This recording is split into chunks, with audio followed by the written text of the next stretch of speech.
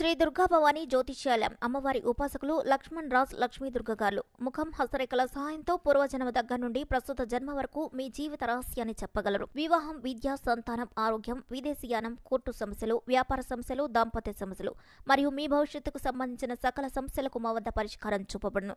దుష్టపీడ దోష, కాలసర్పదోష, నరఘోష అన్ని సమస్యలకు 100% శాశ్వత పరిష్కారం.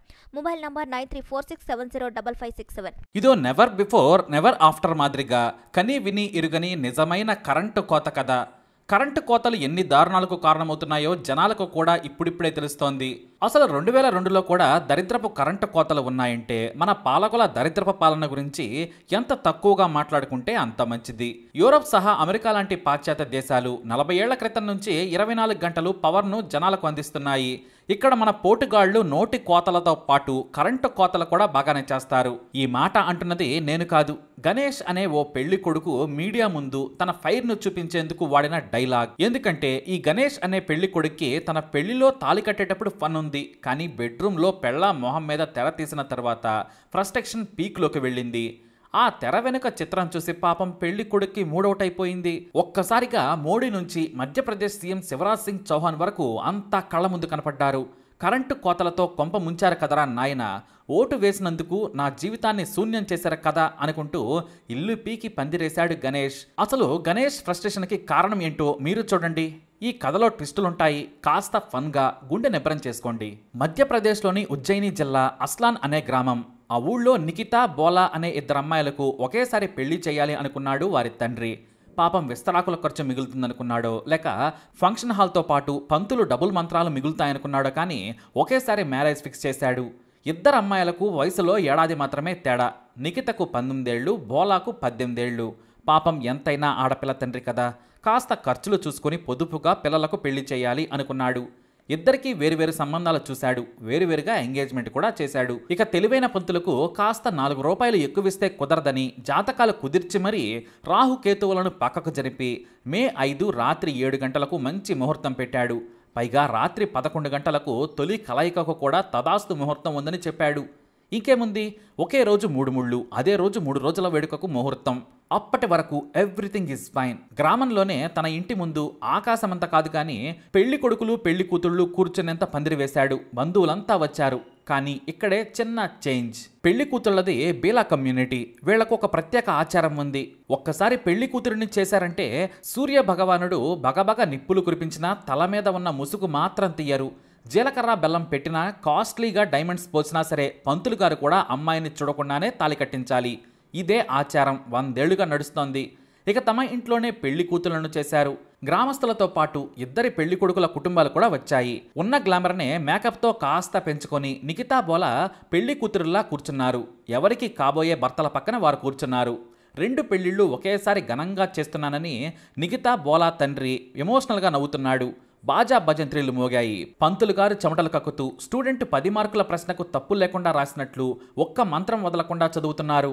సంభావన గట్టిగా ఇచ్చారేమో తెలియదు కానీ పంతులు అలుపు లేకుండా మంత్రాలు చదువుతూనే ఉన్నాడు. అసలే 2 పెళ్లిళ్లకు ఎట్ ఏ టైం చదువుతున్నాడు. కొన్నిసార్లు డైలాగులు రిపీట్ చేస్తున్నాడు. సరిగ్గా తాళి కట్టే సమయానికి కరెంటు పోయింది. దీంతో ఓవైపు ఒక్కపోత, చుట్టూ జనం ఉన్నారు. కరెంటు పోవడంతో గ్రామంలో ఉండే ఓ తెలివైన వ్యక్తి నేను సబ్స్టేషన్కు ఫోన్ చేస్తున్నాను, ఒక్క 5 మినిట్స్ ఆగమని పంతులకు చెప్పాడు. సరేనన్నాడు పంతులు. ఫోన్ అయితే చేశాడు కానీ కరెంటు మాత్రం రాలేదు. దీంతో ఒక్కపోస్తుందని పెళ్లి కూతుళ్ళు గాలి తీసుకుందామని పక్కకెళ్లారు. కొత్త బట్టలు కావడంతో వారికి ఊపిరి తీసుకోవడం కూడా కుదరలేదు. పైగా చెమటకు మేకప్ పాడైపోతుంది, ఫోటోల్లో తేడా కొడుతుందని పక్కకెళ్లారు పాపం. అప్పటికీ పంతులు గారు పీటల మీద నుంచి లేవద్దు, మీకే కీడు జరుగుతుందని హెచ్చరించిన నేటితరం అమ్మాయిలు కదా పెద్దగా పట్టించుకోలేదు. పెళ్లి కూతురు లేచారు కదా అని పెళ్లి కొడుకులు కూడా లేచి గాలి కోసం పక్కకెళ్లారు. ఇక కరెంటు రావడం లేదు. పంతులు గారు మాత్రం చెమటలు కక్కుతూ విసనకర్రతో ఊపుకుంటూ కూర్చున్నాడు. ఇక కరెంటు తెప్పిస్తాను అన్న హీరో సబ్స్టేషన్కి 3వ సారి ఫోన్ చేసి సీరియస్ అయ్యాడు. పాపం గవర్నమెంట్ ఎంప్లాయ్ మాత్రం ఊరుకుంటాడా? అక్కడ సీఎం ఇంటికే కరెంటు లేదు, నీ పెళ్లికి కరెంటు కావాలా? మా ఇంట్లో తయారవుతుందా ఏంటి అన్నట్టుగా అన్నాడు. ఇంకేముంది, ఇక కరెంటు రాదు కానీ కార్యక్రమం పూర్తి చేయమని చెప్పారట పెళ్లి ఆపించిన హీరో. పంతులు గారు మళ్లీ పెళ్లి కొడుకు పెళ్లి కూతురులను పిలిపించాడు. పెళ్లి తంతు ముగిసింది. పెళ్లైన తర్వాత నాన్ వెజ్ నంచుకుని తిని ఎవరి దారిన వాళ్ళు వెళ్లిపోయారు. చీకట్లోనే ఇద్దరు కూతుళ్లను కారెక్కించి వారి వారి అత్తగారింటికి కన్యలతో పంపించాడు తండ్రి. ఇక పెళ్లి పూర్తయి ఎవరి దారిన వారు వెళ్ళాక రాత్రి 12 గంటలకు మళ్ళీ పవర్ వచ్చింది. ఇక్కడ నుంచే అసలు కామెడీ, అస్సలు మిస్ కాకండి. ఈ గణేష్ అనే కొత్త పెళ్లి కొడుకు భోజనం కూడా చేయకుండా గదిలోకి వెళ్లి స్నానం చేసి తన భార్య కోసం ఎదురు చూస్తున్నాడు. సిగ్గుతోనే ఉన్న పెళ్లి కూతురు తల మీద నుంచి ముసుగు మాత్రం తీయలేదు. తాళి కట్టిన తర్వాత పెళ్లి కూతురు ఒంటరిగా మొదటిసారి అత్తగారింట్లో తన మొగుడినే చూడాలి. ఇది సంప్రదాయం. రాత్రి 1 గంట అవుతోంది. గణేష్ గదిలోకి పెళ్లి కూతురు వచ్చింది. ఒక్కసారిగా ఆమె భుజం పట్టుకుని ఇంకా ఎందుకు సిగ్గు, ముసుగు తీయమని స్వీట్గా అడిగాడు. ఆమె సరేనన్నట్లుగా తల ఊపి ముసుగు తీసి తలెత్తింది. అంతే, గణేష్కు గుండాగిపోయింది. కండరాలు బిగుసుకుపోయాయి. పక్షవాతం ఒక్కటే రాలేదు, కానీ తన కళ్ళను మాత్రం తాను నమ్మలేదు. నువ్వెందుకు వచ్చావని గట్టిగా కేకలు వేశాడు.